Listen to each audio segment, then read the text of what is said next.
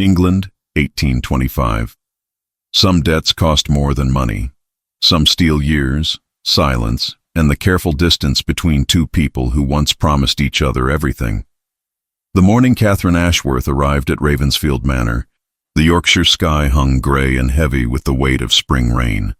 Her travelling carriage, worn from months of European roads, rolled through gates framed by iron lions whose gilded paint had long since surrendered to the elements. She smoothed the fabric of her charcoal travelling dress, a garment chosen deliberately, expensive enough to command respect from household staff, modest enough to suggest financial constraint. At 32 years of age, Catherine had learned the language of clothing as carefully as she had learned French and Italian during her decade abroad. The manor itself rose before her in all its architectural authority, a sprawling testament to generations of wealth and accumulated power. Ravensfield possessed the kind of beauty that intimidated rather than welcomed. All soaring windows and limestone facades, surrounded by lawns that seemed to stretch toward infinity. Catherine had visited this place once, long ago, when the world felt different and possibility still inhabited her chest like something warm and alive. She did not allow herself to contemplate that memory beyond a passing acknowledgement that it existed. A footman descended from the carriage to retrieve her traveling trunks, an older man with the bearing of someone who had managed such tasks for decades. His expression remained neutral, which Catherine found marginally preferable to the alternative. She had been gone a very long time. The ton likely remembered her as the daughter of Viscount Ashworth, the young woman who had failed to secure a respectable match and subsequently vanished. By now, she suspected, she had become something closer to furniture in their collective memory, functional but unimportant. "Miss Ashworth, I presume?" A voice emerged from within the manor before she had fully ascended the stone steps. The butler, Bennett, if her memory served, presented himself with the formal courtesy of his station. "His Grace is expecting you in the library, if you would follow me." Ashworth had advanced the money to smother a rumor poised to name Ravensfield among distressed estates facing a mortgage auction. He chose discretion over signatures and expected nothing except the preservation of a man's remaining dignity. Catherine's pulse quickened, though she kept her breathing steady. Of course he was expecting her. She had sent word 3 weeks prior through her solicitor, Timothy Vance, requesting an audience regarding a matter of significant financial importance. She had not dared specify the nature of her visit. Some information she had learned required the formality of proximity to be properly conveyed. The library at Ravensfield Manor existed in her memory as a room of profound silence. Towering shelves that seemed to absorb sound before it could fully form. Tall windows that admitted the kind of light that made dust motes visible and everything else somehow less real. It had not changed substantially, though the leather armchairs seemed more worn now, and a certain accumulation of solitude permeated the air like the scent of old paper and neglect. He stood with his back to the door, silhouetted against the afternoon light streaming through the western windows. James Whitmore, the Duke of Ravensfield, had aged in the 10 years since she had last seen him. There were threads of silver at his temples now, and his shoulders carried themselves with a tension that spoke of burdens borne alone. He did not turn immediately when she entered, as though he could not quite compel his body to perform the social grace of recognition. When he finally turned, Catherine witnessed the precise moment understanding crystallized in his expression. His dark eyes, which she remembered as capable of remarkable warmth, had become something closer to slate, all hardness and impenetrable distance. The features of his face, still bearing the angular precision that had made him the object of considerable attention from London's marriage-minded families, seemed to have calcified into something more forbidding than handsome. "Miss Ashworth," he said, and the tone of his voice suggested he had confirmed something unpleasant rather than greeted an acquaintance. He did not move toward her. He did not offer his hand. He simply stood in that shaft of golden light, regarding her with an expression that managed to be simultaneously acknowledging and dismissive.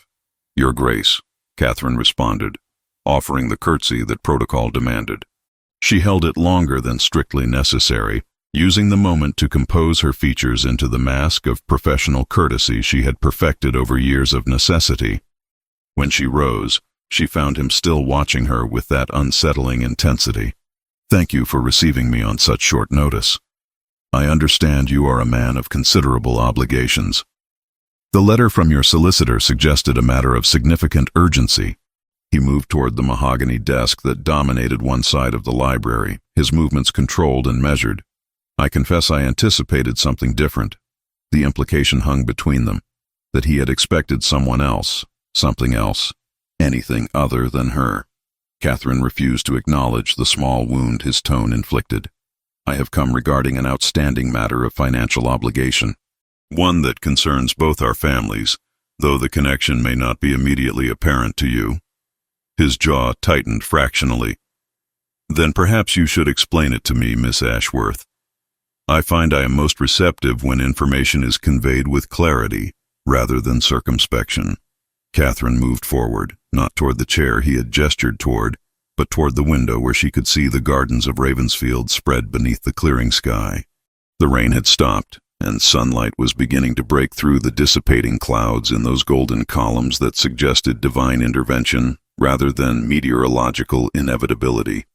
"My father," she began, her voice steady and devoid of the tremor that wanted to emerge, "passed away 6 months ago. During the settling of his estate, my solicitor discovered documentation regarding a loan extended to this property, approximately 10 years prior. The loan was apparently unsecured and bore accumulated interest.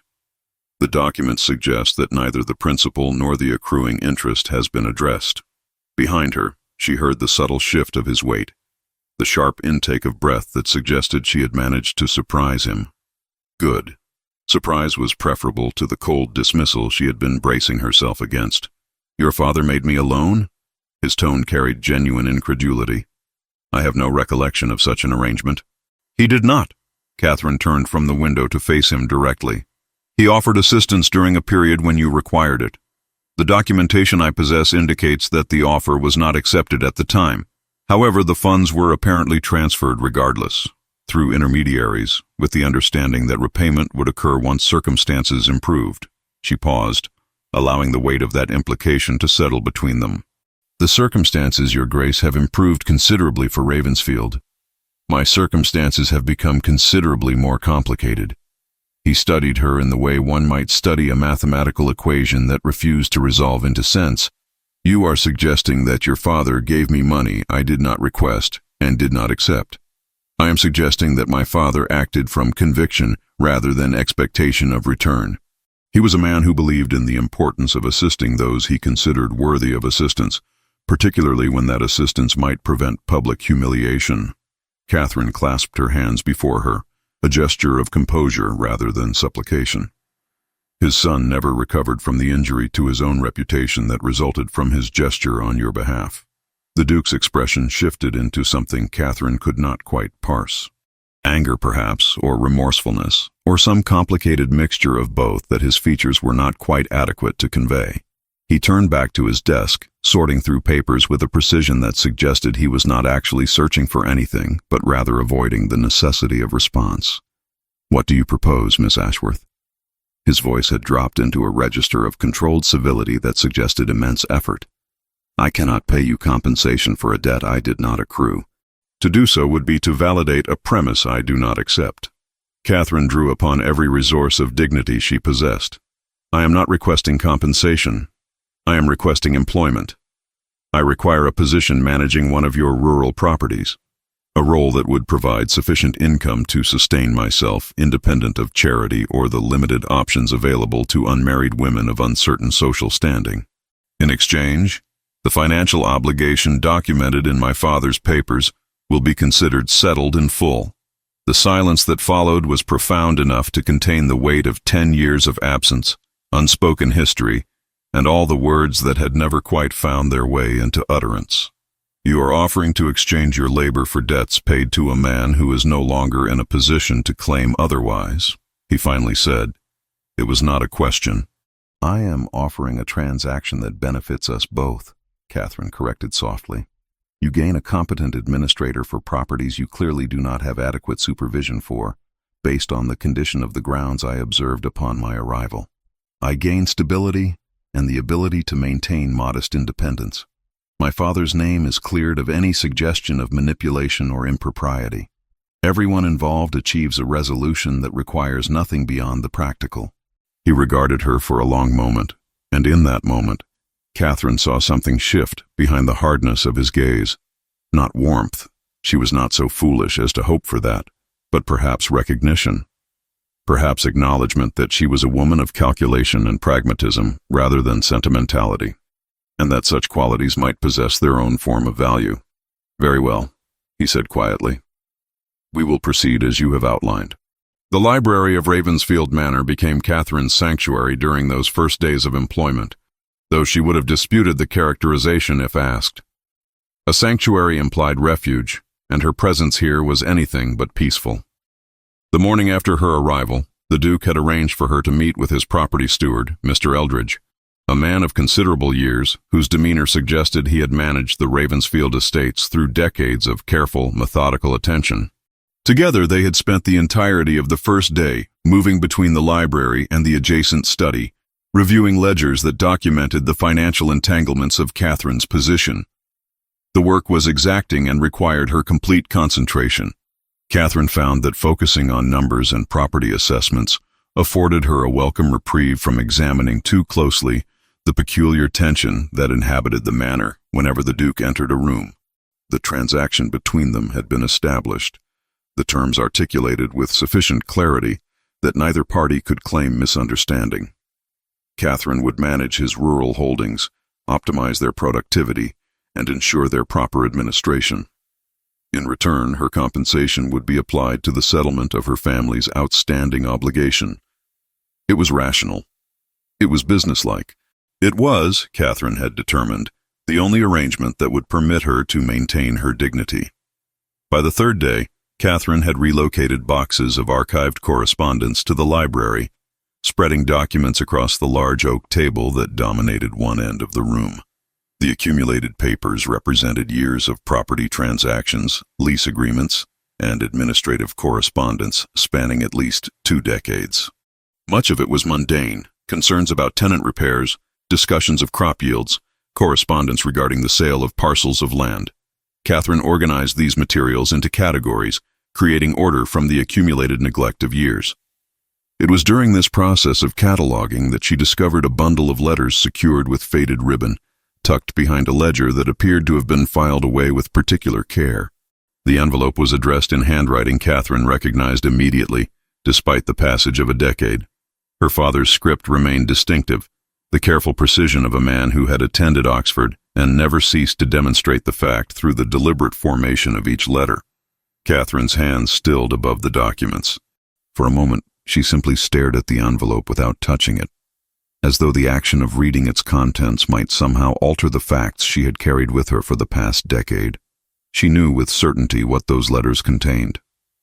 She had guessed their existence long ago, had suspected their contents, had built her understanding of events around the likelihood of their presence in precisely some archive such as this.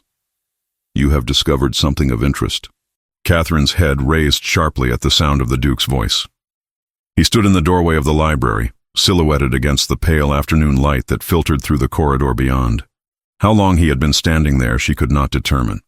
His expression remained characteristically unreadable, though his eyes tracked toward the bundle of letters with apparent recognition.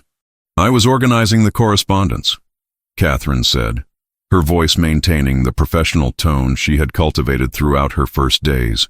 "These appear to have been filed separately from the remainder of the materials. I assumed they might warrant attention during our review." He crossed the library without responding, his footsteps muffled against the wool carpet that stretched across the floor. He regarded the bundle without reaching for it, his jaw tightening in a manner that suggested recognition extending beyond mere curiosity. "Your father's handwriting," he observed quietly. "Yes," Catherine confirmed. She did not elaborate. Elaboration would have required her to address the reality of what those letters likely contained, and she was not prepared to venture into that territory. Instead, she returned her attention to the ledger before her, though her concentration had fractured entirely. "I have not opened them. I thought it preferable to bring them to your attention rather than assume their significance." "Your assumption was sound," he said after a prolonged silence. He reached for the bundle, his fingers brushing the ribbon, but did not remove it from the table. These are personal correspondence. They will require separate filing. Of course, Catherine agreed. She reorganized the papers around the bundle, creating space as though it had always been meant to occupy a position of prominence rather than concealment. The Duke remained standing beside the table, observing her movements without comment. His proximity created a subtle awareness that Catherine found distracting. The faint scent of sandalwood and leather, the barely perceptible sound of his breathing, the precise angle of his silhouette against the window light. "Your work has been thorough," he said eventually. "I had not anticipated that a single individual would accomplish this much organization in so short a time frame." "The task is reasonably straightforward when one approaches it methodically," Catherine replied. She arranged another stack of papers, maintaining her focus on the mechanical aspects of her employment. "I have identified several matters requiring your immediate attention. There are outstanding questions regarding tenant agreements on the northern property, and I have discovered discrepancies in the accounting that suggest either clerical errors or undocumented transactions. Such discrepancies are not uncommon in estates that have not received adequate oversight." He moved toward the window, placing distance between them. "I have had other concerns occupying my attention for considerable time." The statement hung between them, and Catherine recognized that he had offered her information that extended beyond the practical details of property management. She understood, without requiring explicit confirmation, that his other concerns had encompassed the decade during which she had been absent from England, caring for a father whose health had declined gradually into irreversible illness. "I am prepared to commence a comprehensive audit at your discretion," Catherine offered, redirecting the conversation toward the professional parameters she had established for their interaction. "The goal would be identifying any significant errors or inefficiencies that might be rectified before the growing season progresses further." "Proceed as you determine necessary," he said. "Mr. Eldridge will provide you with whatever access and documentation you require. The steward is capable, but he is aging, and matters have been allowed to accrue beyond his current capacity to manage them effectively." Catherine inclined her head in acknowledgement. She opened her mouth to address another item on the list of matters requiring clarification when the Duke spoke again, his voice carrying a different quality, something approaching hesitation. "Your father," he said, "managed his affairs without my knowledge or participation for an extended period. I trust that you harbor no expectation that matters of a personal nature will be addressed during your time at Ravensfield." "I harbor no such expectation," Catherine responded, meeting his gaze directly. Her voice remained steady, though responding to the implicit question required, drawing upon reserves of composure she had not realized she possessed. "I have come as your employee, Your Grace. My presence is predicated entirely upon my capacity to perform the duties we have outlined. Nothing beyond that scope requires attention or explanation." He studied her for a long moment, and Catherine observed the subtle relaxation of his expression. Not quite approval, but perhaps acknowledgement that she had understood the boundaries he had established. That understanding was correct. She had not returned to Ravensfield to revisit the past or to demand explanations for actions taken a decade prior. She had returned because she required employment and security. The personal dimensions of their history would remain precisely where they had been relegated, into the compartments of memory that both were capable of sealing away. Over the subsequent days, their interaction established itself into a pattern of professional cordiality. Catherine worked in the library and the study, organizing documents and establishing systems of order across the administrative structure of the Ravensfield properties. The Duke maintained his distance, appearing primarily to address matters of significant importance, or to review progress on projects Catherine had identified as requiring immediate attention. They exchanged necessary information with the formality of individuals bound by contract rather than history. Yet small moments accumulated despite their mutual determination to maintain professional distance. One afternoon, as Catherine reviewed tenant records and made notes regarding property conditions, the Duke entered with tea, an unnecessary gesture, one that suggested he had requested the kitchen staff prepare it specifically for her. She had looked up from her work, startled by the courtesy, and he had offered a minimal explanation. "You have been working without respite. The household staff noted that you had taken no refreshment." "Thank you," Catherine said, accepting the cup carefully. Their fingers had not quite touched. though she had been acutely aware of how near they had come to doing so. "You need not concern yourself with such details. I am providing you with adequate conditions for performing your duties," he responded with characteristic formality. "That is merely sound management."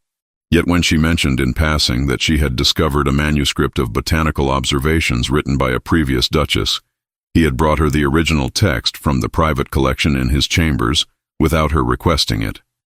When she had worked late into an evening reviewing property maps, he had appeared with brandy, claiming that he was also reviewing materials and had thought to offer her a glass. Small gestures that Catherine recognized as perhaps exceeding the bounds of purely professional relationship, yet she had accepted them with gratitude and without commentary. By the end of the first week, the fundamental terms of Catherine's employment had been formalized. A solicitor had been engaged to prepare the appropriate documentation. Her compensation would be issued quarterly, with precise calculations regarding how much of each payment would be applied toward the settlement of the outstanding obligation. She would reside at Ravensfield Manor, occupying chambers on the second floor that had once belonged to a distant aunt. She would manage the rural properties with complete authority regarding operational decisions within specified financial parameters. She would attend to administrative responsibilities as directed, reporting quarterly regarding the state of the holdings under her supervision. Everything had been reduced to terms and conditions, to obligations and compensations. Everything had been carefully organized into a structure that denied the possibility of ambiguity or misunderstanding. And yet, on her first evening formally employed, when Catherine had returned to her chambers and discovered a collection of books regarding agricultural innovation placed upon her writing desk, she had understood that some aspects of their interaction were perhaps destined to exceed the parameters of their formal agreement. The Duke had written no note. He had claimed no credit. But Catherine had recognized the gesture for what it was, an acknowledgement, unspoken but unmistakable, that he recognized her capacity and valued her contributions beyond the mere mechanics of financial obligation. She had placed the books carefully on the shelf beside her bed and had allowed herself, for precisely one moment, to acknowledge the thin fracture that had begun to form in the wall of professional distance they had both worked so diligently to construct. The carriage wheels struck the rutted country roads with rhythmic precision, carrying Catherine and the Duke northward toward the modest estate that had comprised her entire world for the past decade.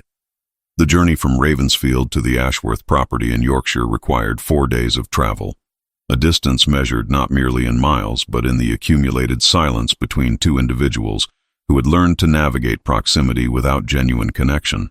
Catherine had prepared herself for the discomfort of extended confinement, for the inevitable awkwardness of shared carriage space across nights that would require lodging arrangements and days of inescapable proximity. What she had not adequately prepared herself for was the gradual dissolution of the barriers she had so carefully constructed. On the first day of travel, the Duke had occupied himself with correspondence, reviewing documents that required his attention while Catherine gazed out at the passing landscape. The weather remained temperate, the English spring offering gentle promises of warmer months to come. They exchanged minimal commentary beyond observations regarding travel conditions and adjustments to their route necessitated by road conditions. That night, they lodged at an inn outside Manchester, a respectable establishment where Catherine was shown to a private chamber, and the Duke maintained appropriate distance. The transformation began on the second day, almost imperceptibly. As the carriage traversed rolling farmland, Catherine had mentioned, without intention of expanding upon the observation, that her father had always admired Yorkshire landscapes. The Duke had asked with apparent genuine curiosity what specifically had captured the Viscount's admiration.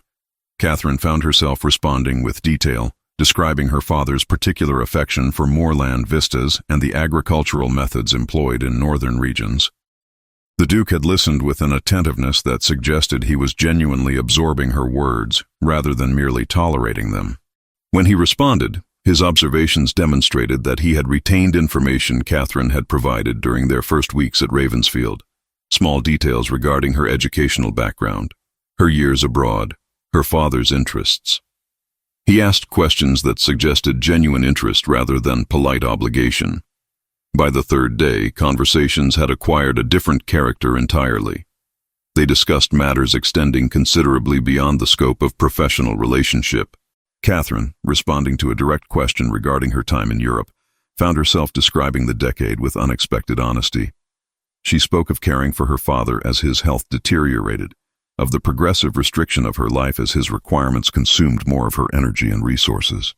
She described the gradual narrowing of possibilities, the marriages she had declined because her father required her presence, the social connections she had abandoned because maintaining them was incompatible with her primary responsibilities.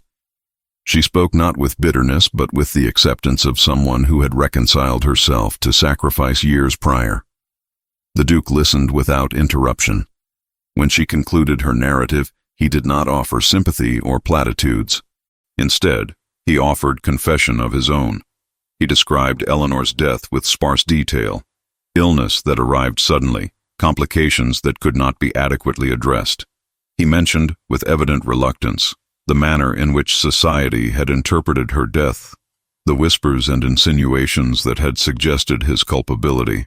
He described the years of investigation, the desperate search for evidence that might vindicate him, the gradual realization that truth mattered far less than appearance. I spent years believing that if I could prove my innocence, the world would acknowledge it, he said quietly as the carriage moved through moorland that grew progressively wilder. I discovered that proof is irrelevant when condemnation has already been rendered. Catherine responded carefully. There is a distinction between guilt and innocence, she said. Guilt resides in action and intention. Innocence is merely the absence of those elements. Society's judgment cannot alter what actually occurred. Society's judgment alters everything, he replied. It alters reputation, position, the capacity to function within the structure of one's world.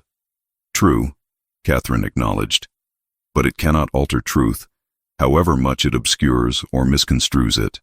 He had turned to look at her then, truly looked at her, with an intensity that suggested he was seeing her for perhaps the first time since she had arrived at Ravensfield. His expression carried gratitude mixed with something else, recognition perhaps that she was offering him understanding without judgment, acknowledgement without absolution. The fourth day brought them to the boundary of the Ashworth holdings.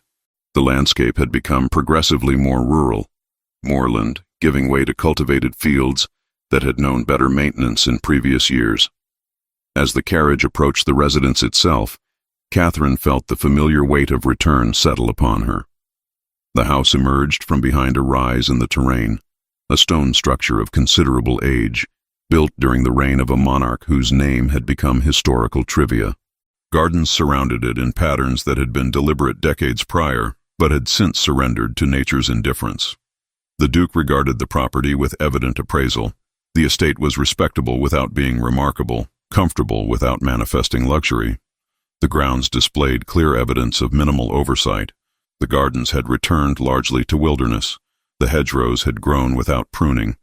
The gravel drive bore the accumulated detritus of seasons without maintenance. "How long have you been absent?" he asked quietly as the carriage slowed to a halt before the entrance. 10 years, Catherine replied, "since my father's health began its decline. We traveled to a warmer climate, hoping that might slow the progression of his illness. It did not." The Duke descended from the carriage first, extending his hand to assist Catherine down. His palm was warm, his grip steady. The contact persisted longer than practical necessity required, a deliberate gesture rather than perfunctory courtesy. Catherine felt the warmth of that contact travel through her hand, up her arm, settling in her chest with the force of something consequential. She met his gaze briefly, acknowledging the moment without commentary, and neither acknowledged the significance of what had just transpired. They walked the grounds together as afternoon light began its descent toward evening.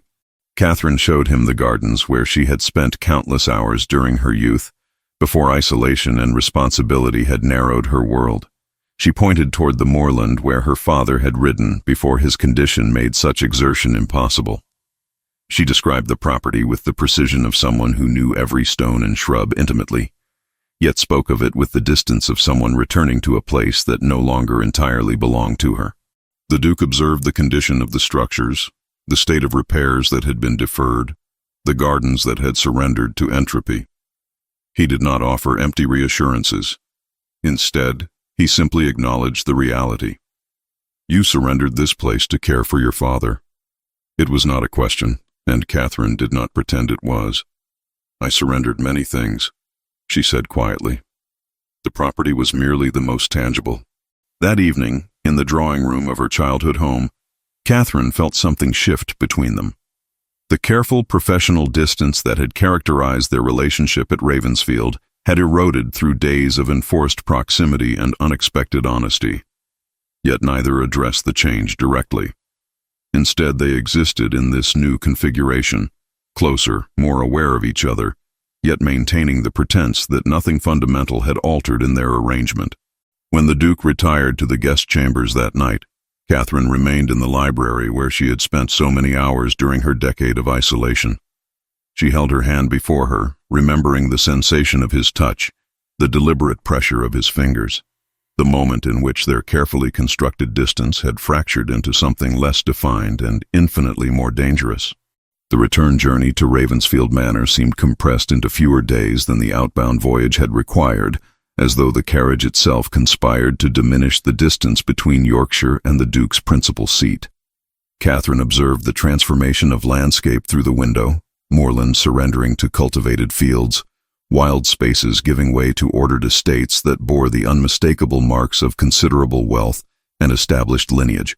She maintained her attention on the passing scenery rather than on the man seated across from her. Though she remained acutely aware of his presence in the manor, one cannot help but notice the absence of light. The conversation that had blossomed during their journey northward had contracted into careful silence during the return. Neither had explicitly acknowledged the shift in their relationship, yet both comprehended that something fundamental had altered. The professional distance Catherine had constructed so deliberately at Ravensfield had become impossible to resurrect. The Duke carried himself differently now, his bearing suggesting a man who had ventured into unfamiliar emotional territory and was uncertain how to navigate the return. Upon their arrival at the manor, Catherine had been shown to her chambers by the household staff with the usual courtesy. She had unpacked her traveling trunks, reviewed correspondence that had accumulated during her absence, and attempted to resume her responsibilities with the professionalism that her position demanded. The Duke, meanwhile, had retreated to his private study to address matters requiring attention during his absence. It was 3 days after their return when everything fractured. Catherine was cataloging additional property records in the library when the Duke entered with an expression that suggested he had been conducting an inventory of his emotions and found them significantly misaligned with his expectations. He held a bundle of papers, the same letters her father had written a decade prior, the ones Catherine had discovered during her first week at Ravensfield, the ones she had carefully organized and filed but had not opened, respecting the privacy of correspondence never intended for her examination. "These are letters from your father," he stated without preamble. His voice carried a quality Catherine had not heard before, something approximating controlled fury beneath layers of carefully maintained composure. "Written to me during the period immediately following Eleanor's death, offering assistance, offering financial support, offering himself as a vocal advocate for my vindication." Catherine set down the document she had been examining. She did not rise, did not perform the gestures of deference that typically accompanied direct address from the Duke. Instead, she waited, understanding that he had not finished and that interruption would be counterproductive. "These letters were never delivered to me," he continued, moving toward the window where afternoon light created sharp shadows across his features. "I have reviewed them multiple times now, attempting to understand the circumstances by which correspondence addressed to me arrived instead in your father's personal archive. My father kept them," Catherine said quietly. "He decided that you required solitude more than you required interference, however well-intentioned that interference might be. Your father decided." The Duke turned to face her directly. "Your father orchestrated events according to his own assessment of what I required.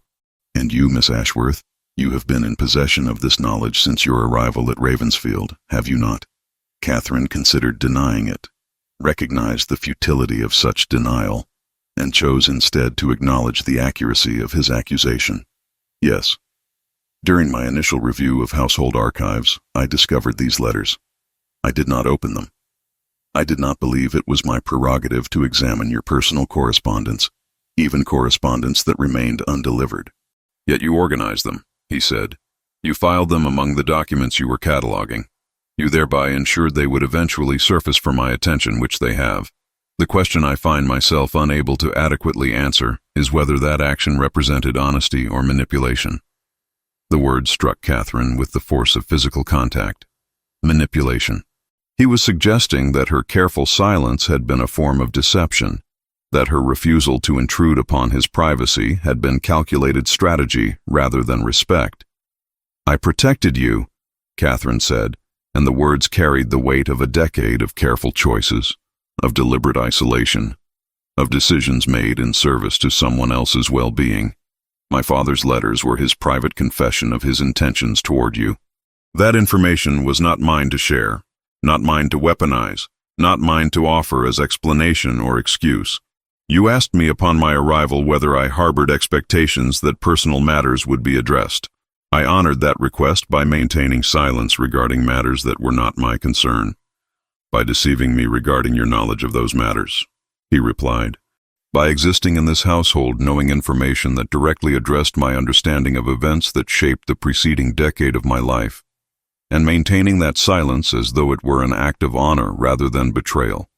Catherine rose to her feet then, drawing upon reserves of dignity she had not known she still possessed. If my father's attempt to assist you during a crisis was something you wished to have known about, then yes, my silence regarding those letters constitutes betrayal by your definition.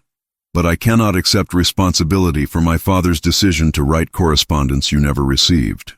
I cannot accept blame for respecting the privacy of his personal papers, and I will not accept the characterization of protection as manipulation. They stood in the library surrounded by documents and books and accumulated knowledge, separated by more than mere physical distance. Outside, rain had begun to fall against the windows, and Catherine was acutely aware that something essential had shifted between them. The fragile connection that had begun to form during their journey northward had shattered against the rocks of revelation and misunderstanding. I believe it would be most appropriate if I concluded my employment at Ravensfield, Catherine said quietly. The words emerged as though someone else was speaking through her, though she recognized they were necessary. The arrangement we established was predicated upon mutual trust and professional conduct. I have failed to maintain the transparency you required, however unintentionally. My continued residence here would only complicate matters further. The Duke did not respond immediately. He stood motionless, the letters still in his hand, his expression arranged into something Catherine could not adequately interpret. When he finally spoke, his voice had returned to its characteristic formality, all traces of anger buried beneath layers of controlled civility. You will remain in your current position until the end of the month, he said. I will not have it said that we terminated your employment under circumstances that might invite speculation or damage your reputation further. We will conduct ourselves with appropriate professionalism during that interval. Your compensation will be calculated through the termination date, and any outstanding matters regarding your family's financial obligation will be adjusted accordingly.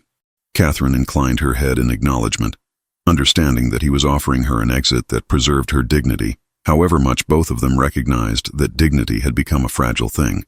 She turned toward the documents she had been organizing, and the Duke departed without further comment, leaving her alone with her papers and the sound of rain against the windows, and the knowledge that she had come to Ravensfield seeking financial security and had instead discovered precisely how much one could lose by allowing another person to matter. The month that followed unfolded with the inevitability of a tragedy already written. Neither spoke of the confrontation directly. Neither attempted to bridge the gulf that had opened between them. They inhabited the same residence as cordial strangers, conducting their business through careful exchanges of information and measured interactions that preserved the appearance of professional relationship while confirming the reality of profound disconnection. Catherine moved through her final weeks at Ravensfield with the mechanical precision of someone performing a series of tasks she had already completed in her mind. And the Duke maintained his distance with the resolve of a man who had learned precisely how thoroughly hope could deceive one.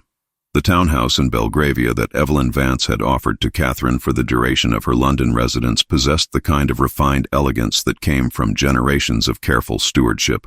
High ceilings caught light that filtered through tall windows, and the furnishings suggested comfort rather than ostentation. Yet the rooms felt suffocatingly small to Catherine during those first weeks following her departure from Ravensfield. She moved through corridors that seemed to narrow with each passing day, her mind returning perpetually to the library where she had spent her final month constructing the architectural foundations of professional distance. Eleanor had been circling her for days before she finally spoke directly. It was late afternoon, the kind of English spring day that promised better weather without quite delivering it, when Eleanor entered Catherine's chamber without the courtesy of announcement and settled herself in the chair opposite the window where Catherine had been gazing out at the London street below. "You will destroy yourself through inaction," Eleanor said without preamble. She was a woman of considerable directness, a quality Catherine had always appreciated, though she found it considerably less welcome when directed toward her current circumstances. "You sit in this house like a prisoner awaiting execution, reviewing property documents, managing accounts, performing every function except the one that actually matters to you." "I am managing my affairs with appropriate diligence," Catherine replied. She did not turn from the window. "My situation requires orderly attention to financial matters. The documents I have been reviewing are necessary if I am to establish independent circumstances. Your situation requires you to acknowledge that you love the Duke," Eleanor said flatly, "that you have spent 10 years loving him, that you returned to Ravensfield loving him, and that you left Ravensfield loving him, that you will remain in London loving him unless something fundamental changes." Catherine's jaw tightened. Loving someone does not constitute sufficient foundation for maintaining a relationship when trust has been compromised. I maintained silence regarding matters he believed he had explicitly requested I address. That silence, regardless of my intentions, constituted betrayal. "Did he not ask you to maintain appropriate distance regarding personal matters?" Eleanor's tone suggested she already knew the answer and was simply verifying it. "Did he not establish those parameters upon your arrival? You honored those parameters. That is fidelity, not betrayal, and if he cannot distinguish between the two, then he is considerably less intelligent than I have credited him with being." Catherine turned to face her friend directly. "Eleanor, I appreciate your defense of my actions, but the situation has progressed beyond the question of whether I acted appropriately. The question is whether our relationship can survive the damage that has occurred. That question can only be answered if you remain in proximity to answer it." Eleanor replied. "Running to London does not resolve matters. It simply extends the period during which both you and he suffer unnecessarily." Catherine did not respond to that observation. Instead, she returned her attention to the street below, where the ordinary rhythms of London life continued indifferent to her emotional circumstances. Yet Eleanor's words had planted themselves in her consciousness like seeds that could not be uprooted, and she found herself returning to them during the isolated hours of the following days. Meanwhile, at Ravensfield Manor, James Whitmore discovered that the estate he had inhabited for years had somehow transformed into a place that no longer accommodated his presence. The library, which had been his refuge since childhood, now felt hollow in ways he had not anticipated. The chair where Catherine had sat reviewing documents seemed to mock him with its emptiness. The table where she had organized his family's history had become a monument to loss. He attempted to conduct his business as he had done for the preceding decade, withdrawing into work, into the management of his considerable holdings, into the careful construction of distance between himself and any possibility of genuine human connection. That routine collapsed utterly 3 weeks after Catherine's departure, when a solicitor arrived at Ravensfield bearing documentation that suggested his authority over his own affairs was open to question. Marcus Whitmore, the Duke's cousin, had filed a formal contest regarding several recent financial decisions, alleging that the Duke's mental faculties had become compromised. The specific transactions in question were those that had provided Catherine with her compensation and those that had formalized her authority over the rural properties. By week's end, a banker who had never before requested guarantees asked for 2. A tenant on the northern boundary delayed his rent, pending clarification. It was not ruin, only the slow ache of doubt finding purchase. The allegations were precise and damaging. Marcus was not suggesting that the Duke was entirely incapable. He was suggesting far more subtly and therefore far more effectively that Catherine Ashworth had exerted undue influence over her employer. that she had manipulated the Duke through her proximity and her apparent neediness, that her departure from the household represented either abandonment, once she had extracted sufficient compensation, or a deliberately orchestrated separation designed to enhance her victim's sense of isolation and thereby increase her control when she eventually returned. The Duke's solicitor assured him that the contest was unlikely to succeed. The transactions in question were entirely within his authority. There was abundant documentation regarding Catherine's competence and the legitimacy of her compensation, yet the existence of the challenge itself was sufficient to create uncertainty, and uncertainty was precisely what Marcus required to establish himself as a figure of legitimate concern within the family. It was during this period of escalating legal complexity that Lady Cecilia Whitmore made a decision that would alter the trajectory of events irreversibly. She had observed the developments with characteristic calculation, assessing how best to deploy her considerable resources to protect the inheritance she had orchestrated for her son. Marcus's legal challenge was adequate to create disruption, but it would ultimately fail. What was required was something more substantive, more damaging, something that would ensure the Duke could not afford the complications that Catherine represented. Cecilia had possessed certain documents for years, correspondence that Eleanor had written to someone who was decidedly not the Duke, correspondence that detailed affection and intimacy extending far beyond what a spouse should acknowledge to another individual.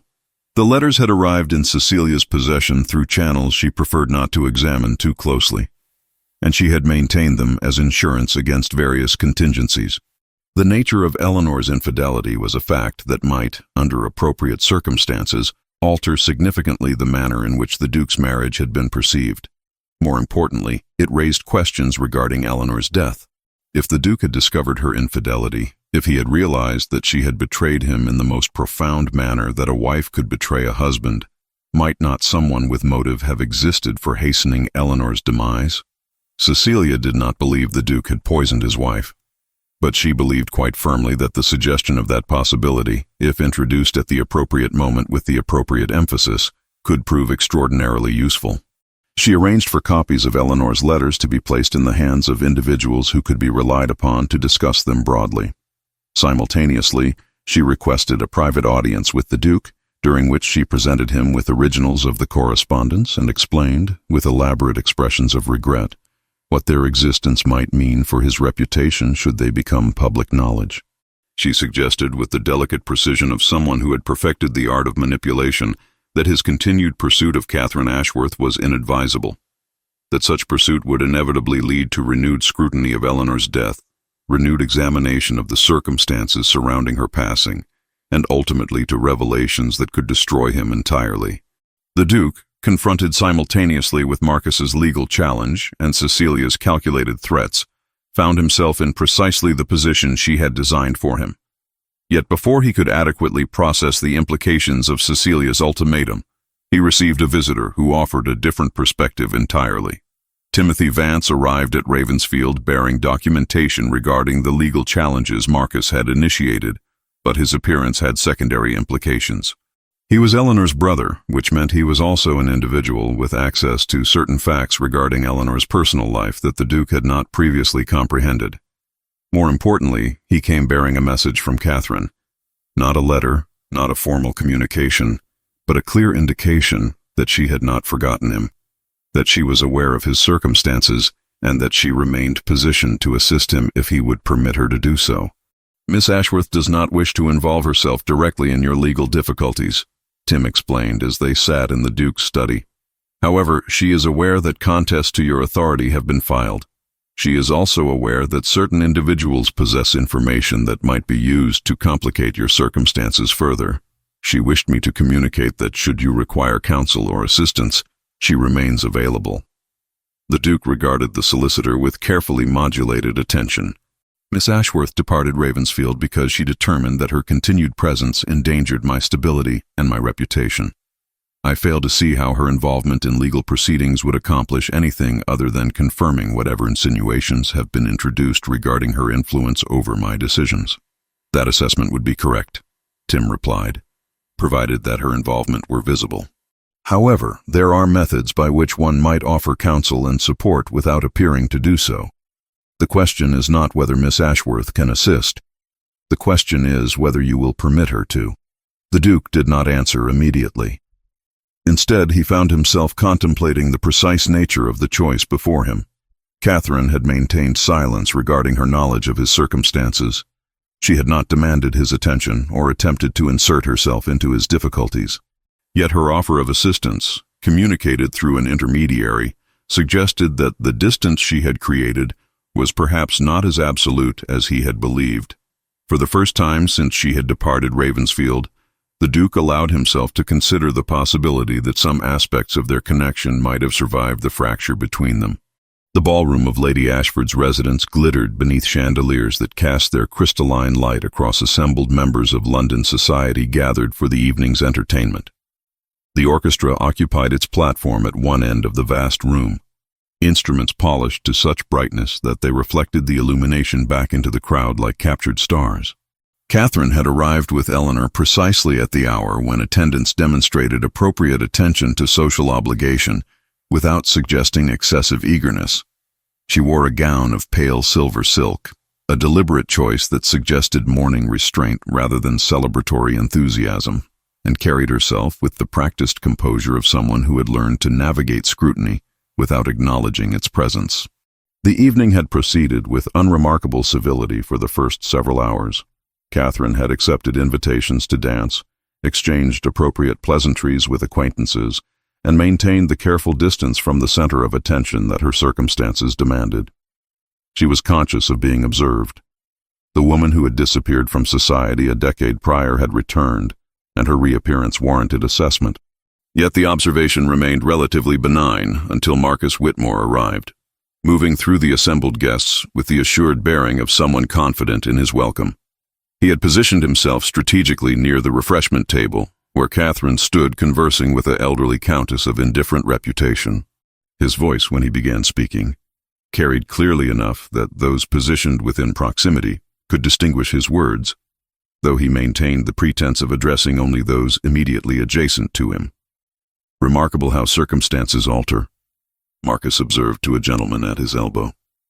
"One hears that certain individuals return to England with surprising expectations regarding their social position. Financial difficulties abroad can create most peculiar assumptions regarding what society might overlook." Catherine felt the conversation around her contract subtly, as though those within auditory range had simultaneously decided to attend more carefully to the words being spoken.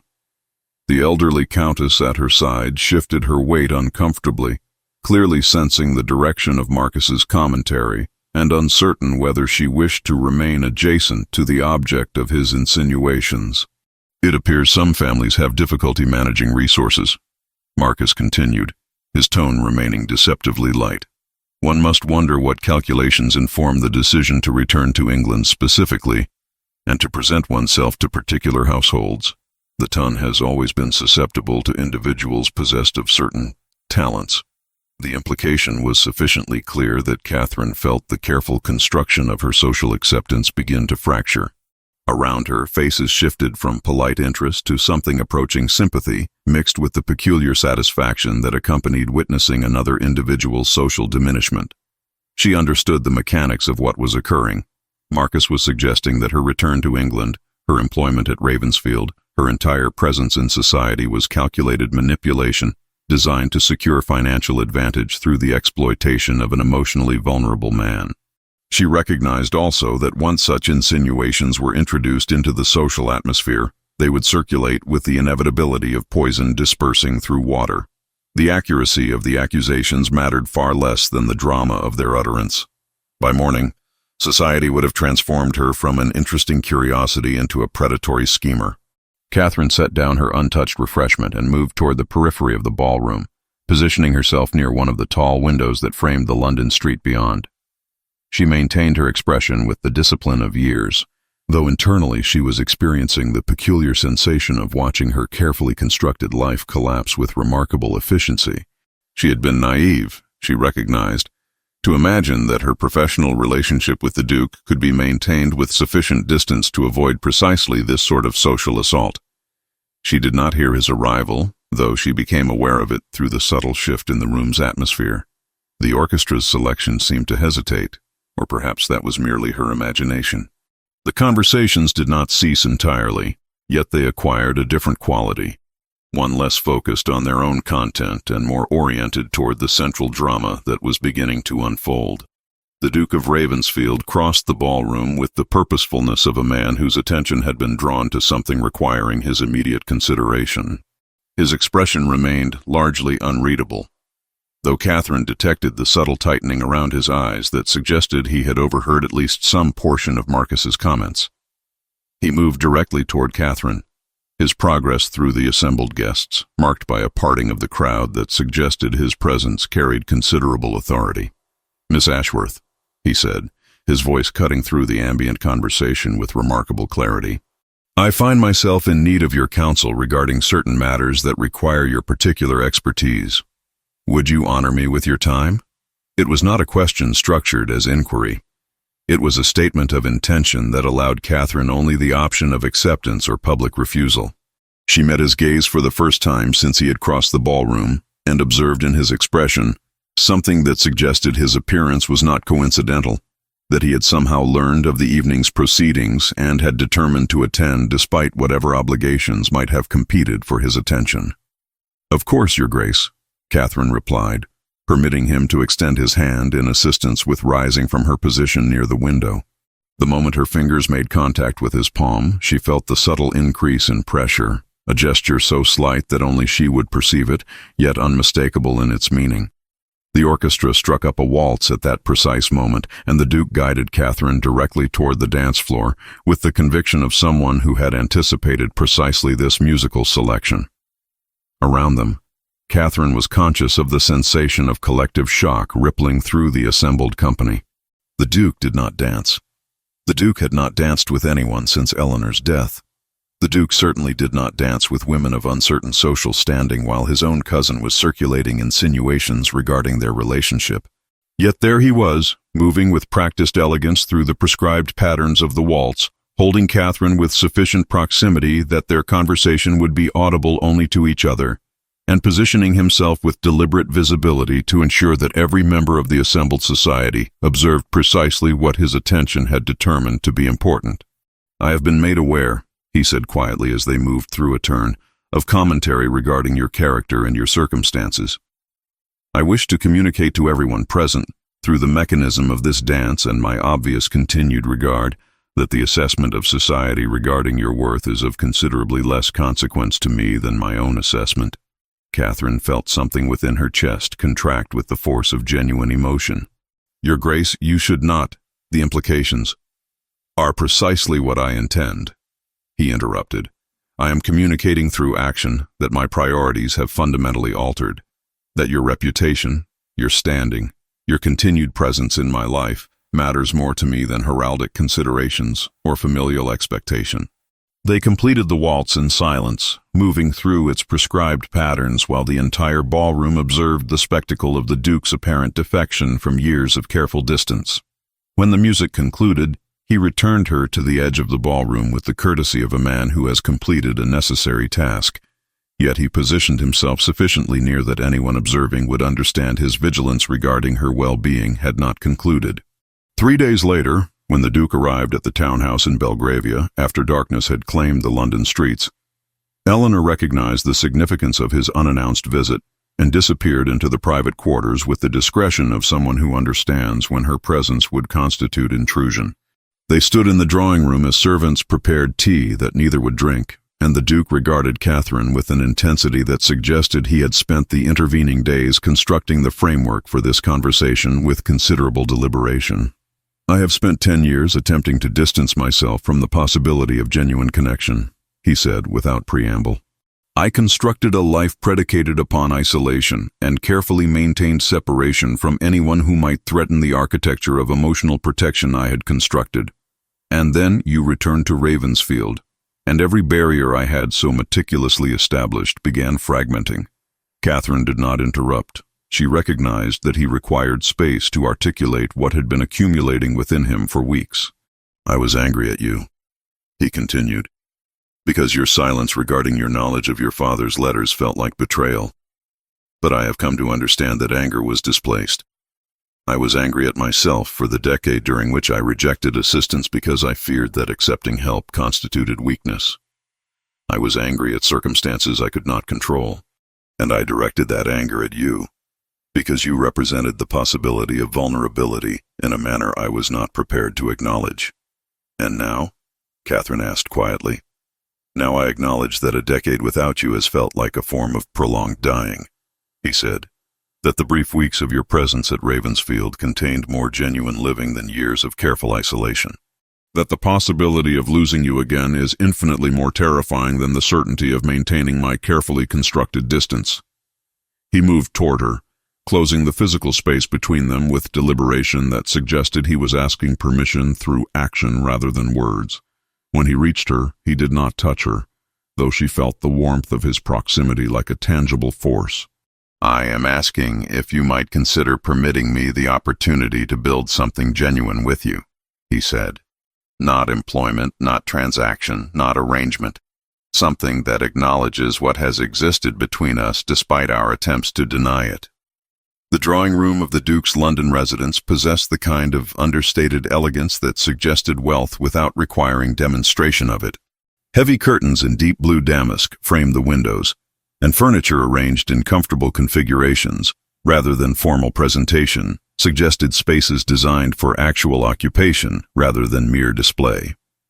Catherine sat in one such arrangement when the Duke entered, his expression carrying the weight of decisions recently made and conversations recently concluded.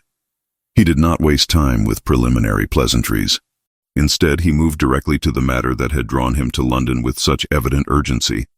I have received communication from a solicitor retained by Lady Cecilia Whitmore, he said, his voice carrying the particular quality of someone delivering information that was simultaneously expected and unwelcome. She has requested a private meeting regarding matters she believes require my immediate attention. I have accepted the invitation, primarily because I have determined that avoidance of whatever she is prepared to demonstrate would constitute precisely the weakness she is calculating I will exhibit. Catherine's hands, which had been folded in her lap, tightened slightly. She comprehended that whatever Cecilia had orchestrated, it had reached sufficient intensity to require the Duke's direct engagement. The meeting took place this afternoon, he continued, settling himself into the chair opposite hers. She presented me with correspondence written by Eleanor to someone who was decidedly not her husband. Letters that detailed affection extending considerably beyond what a spouse should acknowledge to another individual. Letters that would, if introduced into society, alter fundamentally the manner in which my marriage has been perceived. Catherine's breath caught, though she maintained her composure with the discipline that had sustained her through a decade of loss. She understood immediately the implications Cecilia was constructing. If Eleanor had betrayed the Duke through infidelity, then certain questions became suddenly consequential. Questions regarding motive, regarding whether the Duke possessed reason sufficient to hasten his wife's death, regarding whether his subsequent years of isolation and investigation represented genuine mourning or calculated deception. Cecilia presented these letters as insurance, the Duke said quietly.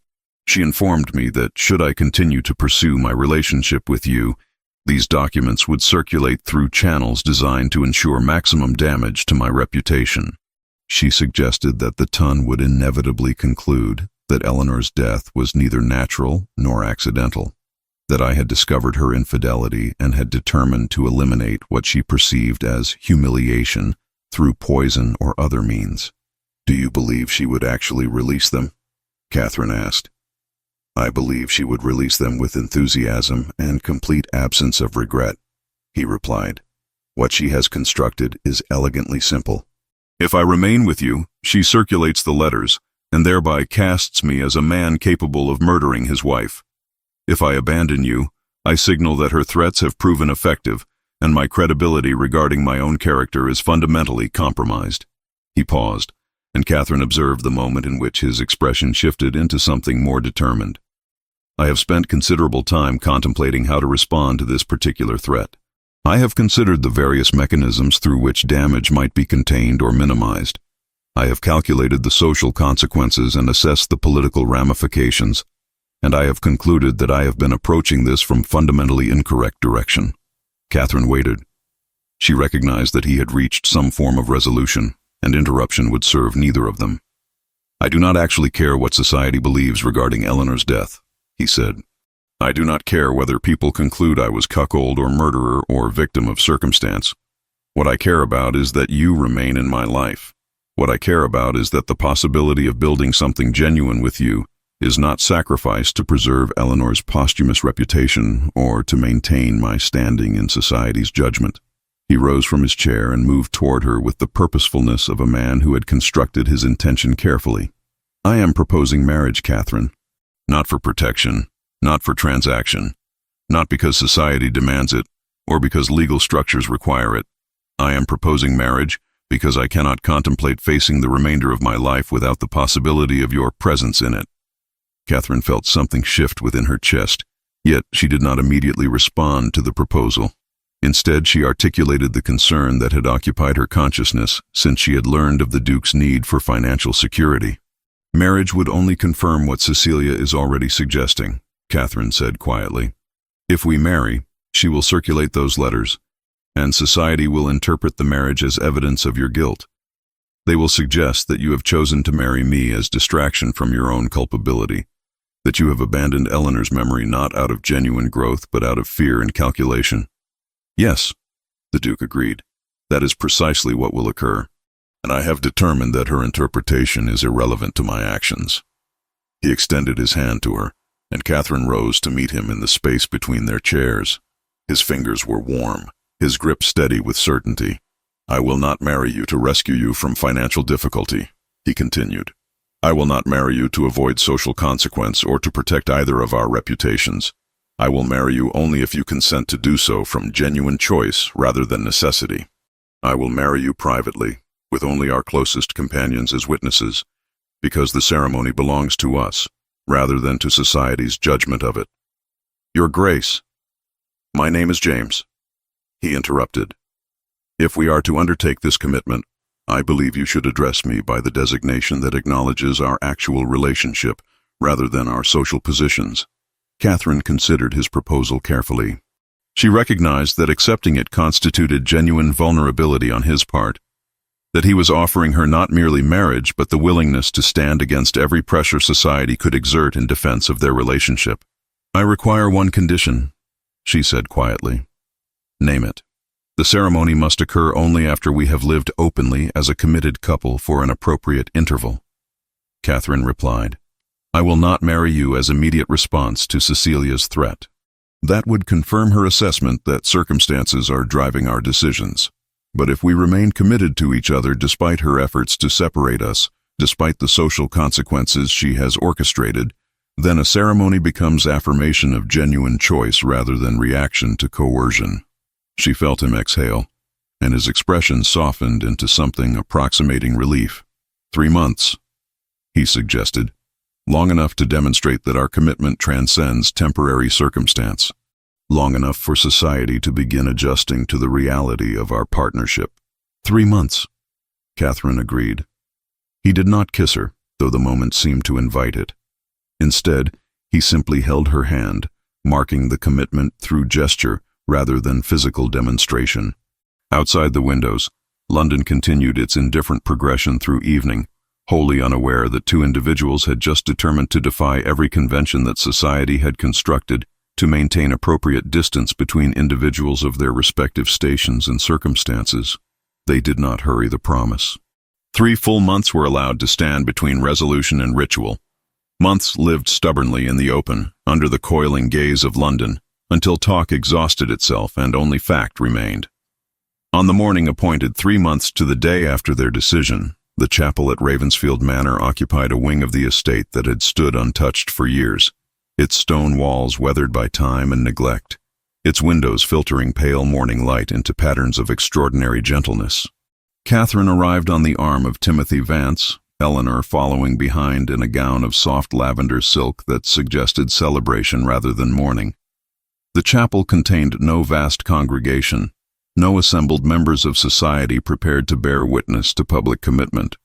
Instead, it held only those individuals who had positioned themselves at the center of this story through deliberate choice rather than social obligation. Evelyn Vance stood near the altar with the bearing of a woman who had orchestrated far more complex arrangements than the present ceremony required.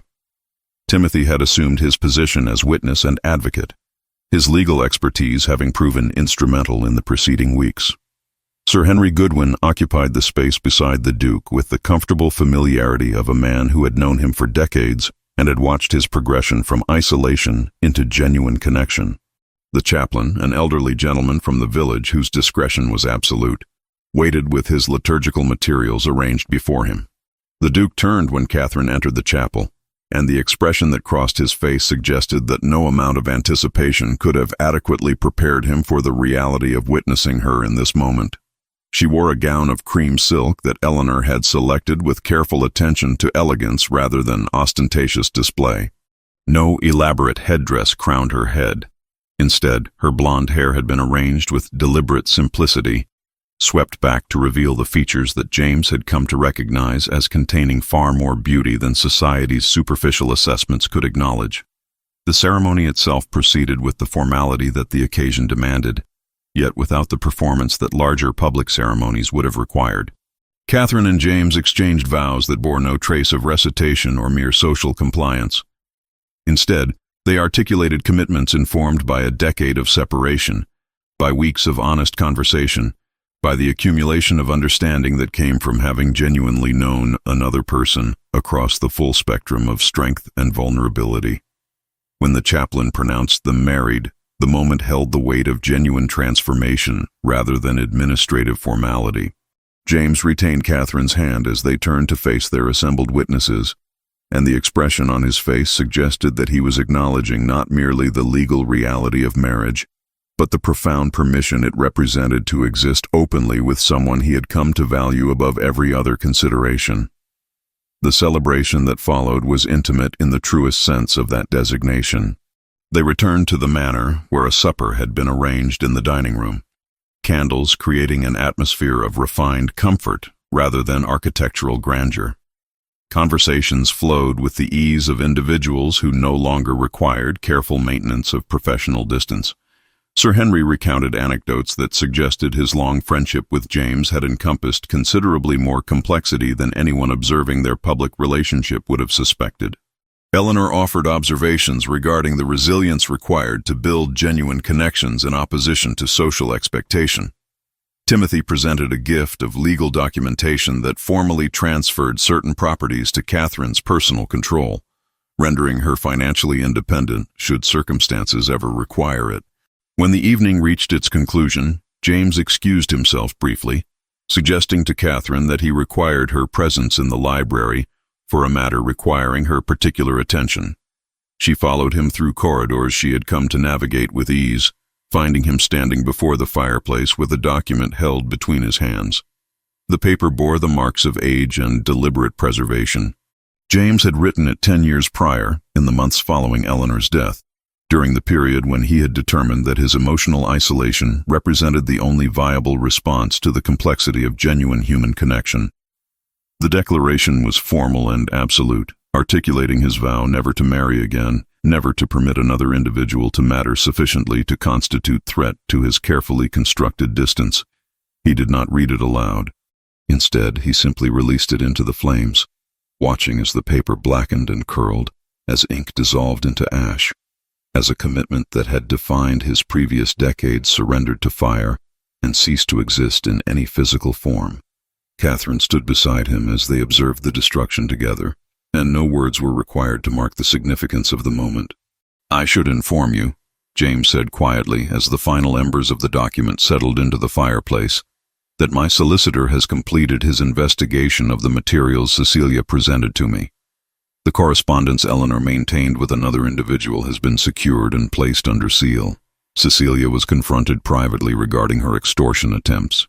She has been offered a choice between facing legal consequences for her actions or accepting voluntary exile to a property in Scotland, removed from the centers of society where her influence might be exerted."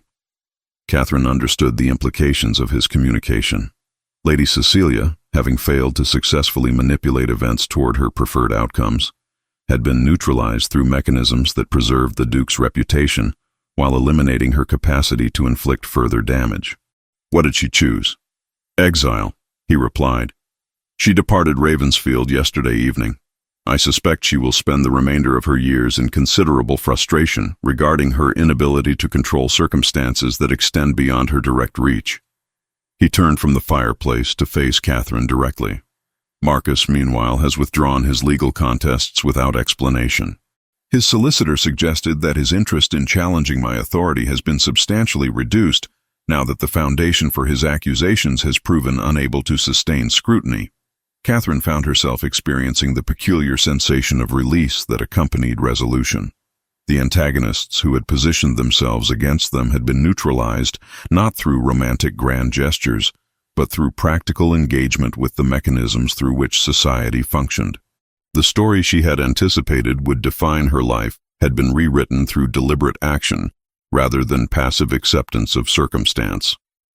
6 months later, the library at Ravensfield Manor had transformed into something approximating the space Catherine had first encountered years prior, yet fundamentally altered through the addition of her own contributions.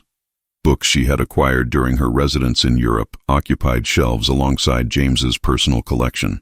Documents they had reviewed together remained organized in systems they had developed in collaboration. The room had become genuinely shared space rather than the territory of a solitary individual. They sat together near the windows as autumn light painted the gardens in shades of amber and gold. Catherine was occupied with correspondence regarding the Ashworth property, which they had determined to restore gradually as a summer residence rather than permit it to continue its decline into complete disrepair. James was reviewing agricultural reports from their estates, though he seemed considerably more inclined toward conversation than concentrated attention. Evelyn Vance had recently written to inform them that she was expecting a child in spring, suggesting that domesticity was expanding throughout their circle of intimates. Sir Henry had arrived at Ravensfield the previous week for an extended stay, and Catherine had observed with satisfaction the depth of friendship between the two men, a connection that James had permitted to atrophy during his years of isolation, but was now actively nourishing. I have been contemplating the future, James remarked, setting aside his documents. Not with the fear that characterized my previous approach to temporal progression, but with something approximating genuine anticipation. Catherine looked up from her own papers, and he continued without requiring response. I spent 10 years determining that the future belonged to others, that my role was merely to exist without disrupting the carefully controlled parameters of my life. I did not anticipate that genuine connection would render such careful isolation simultaneously suffocating and ultimately obsolete. She reached across the space between them and placed her hand upon his. The gesture was simple, yet it contained the entirety of what they had constructed together. Not romance in the abstract sense that society celebrated, but something far more durable. Partnership, understanding. The quiet recognition that two individuals had chosen to build something genuine in opposition to every pressure that suggested such construction was inadvisable. Outside, rain had begun to fall against the windows in the manner that characterized English autumn, and the library felt simultaneously like shelter and like the center of everything that mattered. Neither spoke further, content instead to exist in the comfortable silence that only emerges when two people have moved beyond the necessity of constant articulation into the realm of genuine understanding.